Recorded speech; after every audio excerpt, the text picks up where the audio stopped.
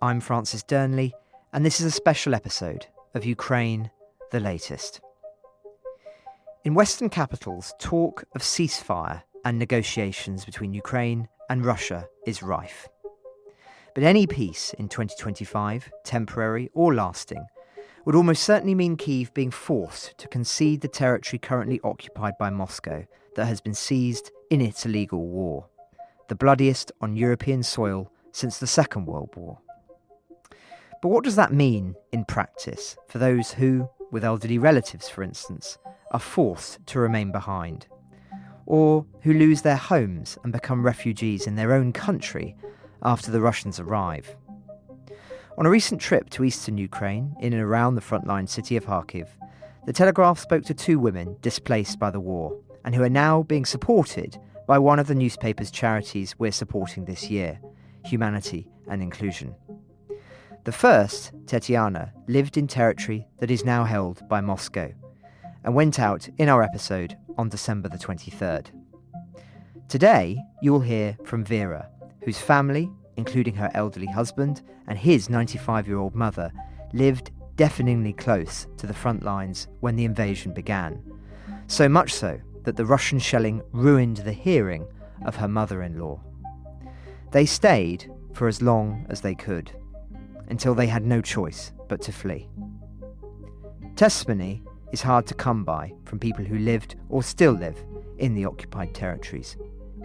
But surely, now, it is vital we bear witness, so that when we hear in the coming months people talk about signing people's lives away at the stroke of a pen, we at least know what that means. My name is Vera Svetkova. I'm 64. I used to live with my family in a village called Udi. All my life I worked as a medic until I retired. So I was a pensioner when the war started. Jaku, so tell me about what happened when the full-scale invasion began and how did it change your life? At 5 a.m. on the 24th of February, we could see airstrikes and shelling. At that time, it wasn't hitting our village, but we could see that something big was going on. We tried to piece together what was going on by talking to relatives, and we slowly came to understand that this was not just going to be a short battle on the border, but that it was something much bigger. But we had no idea that this would become a war that would last for years. We stayed put until the 7th of June 2022. But then our village was struck pretty badly, and our house was damaged. All our neighbours' houses were damaged, and we had to get out. And we haven't been back since then. At one point, it was even occupied by the Russians. Anyway, it is what it is. Can you describe how you survived during the bombardments that you experienced? So when everything started, we were actually still living in the house. But eventually the windows were broken, the roof was damaged, and we had to move to the basement and live there. There were 5 of us. It was quite cramped. Eventually the damage from the shelling was so bad that it became clear the house would collapse on top of us if we stayed in the basement. So we made the decision to leave, particularly after our soldiers told us they didn't know how much longer they could protect the village. And as we were leaving, we could see the Russian Grad missiles landing behind us. Shrapnel hit our car. It was like something from a film. That image is still so fresh in my mind. So, yeah, that's how we left. Before I come to how you moved here, how did you feel about those who were shooting at you, people who were only living a few dozen miles away in a different country? It was really hard to wrap our minds around what was going on because back in the day we were the same country during the Soviet Union era.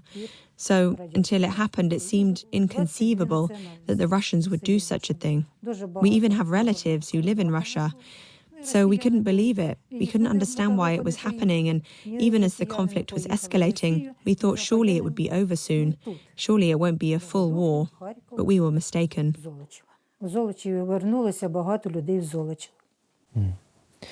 Thank you. And then you moved away, as you say, that June, and are now living here. Tell me about that experience of moving away from somewhere that you'd made your home and had clearly invested so much of your life and time and money in? It was heartbreaking. We had a lot of animals, chickens, cows, ducks, and we had to leave them all. We could only take the dog. After the village was liberated from the Russians, we went back.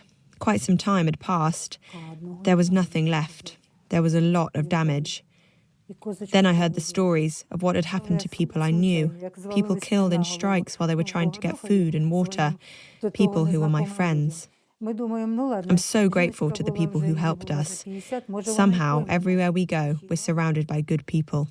And if you could tell me a little bit more about the support that you've received from Humanity and Inclusion and why you feel it is important that such organisations exist. I'm very thankful to the organisation for their help, because the money they gave us helped us get medical care, which we wouldn't have been able to afford otherwise. It's helped us take care of elderly relatives. You met Grandma. And the psychological support has been very valuable. I've had 5 sessions with a psychologist. It's helped me manage my stress and to try and process the things I've experienced. So I'm very, very thankful for their support. You used to work as a medic. How does it make you feel to reflect on just how much trauma and horror, physical and mental, that your country has had to endure these past 3 years? Unfortunately, a lot of people will never get their normal lives back, not like it was before. You know, whenever I see my old friends from home, from the village, we look at each other and we say, we look so much older than before the war. And some people have very serious mental health problems now, so the damage is huge. Every single person in Ukraine has lost something or someone. Some lost friends, some lost relatives, some unfortunately lost their kids. And psychologically, there's no going back. For our family, I think we all experienced concussion because of the shelling, and my mother-in-law, for example, completely lost her hearing. I was about to ask about your mother-in-law. How difficult has it been through this very traumatic period looking after somebody who's 95 years old? Well, it was especially hard when we were living in the basement, but it continues to be difficult. Taking care of an elderly person can be complicated at the best of times. But at the same time, we're lucky to have stayed in one place since we left the village. Some people have had to move another 5 or 6 times. Somehow, God helped us, and we've always been surrounded by good people. So we're doing well under the circumstances. Once the war ends, would you like to go home? All of us want to go home, but from what I'm hearing, it sounds like maybe our village could end up being a grey zone, a buffer zone between Russia and Ukraine. So we really hope we'll have a chance to go back, but it looks like that might be unlikely. Besides, my village is not the same anymore, because all the people I used to know, all my friends, all my relatives who used to live there, everybody's spread out now. They're in Switzerland, Poland, Lithuania. I call them to find out how they're doing, so we still talk, but the life we had there is gone. There are some who are now talking about the prospect of a ceasefire or even negotiations with Russia.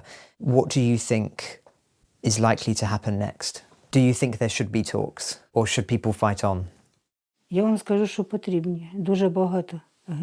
I'm not a politician. They're the ones who are in charge of the talks, but a lot of people, and me personally, we really want this war to stop. We want the killing to stop. We want the destruction to stop. How many more kids, sons and daughters need to be killed? And I'm speaking as a mother. We need a pause in the war. I think we need to negotiate, but on what terms, I don't know. And that's the thing we're all worried about now. We have no idea what terms the Russians want to negotiate on. Well, thank you very much for your time and for sharing what must be very difficult memories to bring back. But I promise that what she has told us will be heard by many people who will be in a position to help people like her. as well as raising awareness of the horrors that are taking place on a daily basis in her country. Dziękuję. Thank you. You're kind people.